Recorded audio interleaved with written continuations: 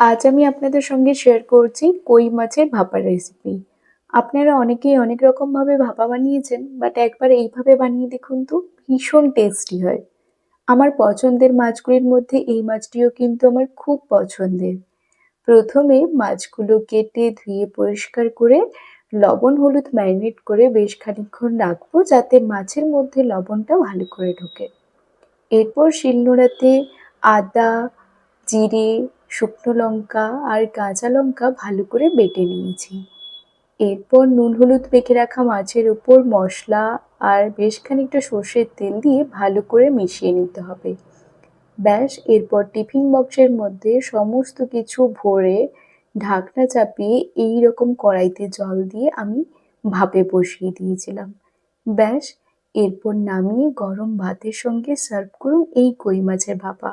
আর আমাকে খেয়ে অবশ্যই জানাবেন আপনাদের কেমন লাগলো। টাটা।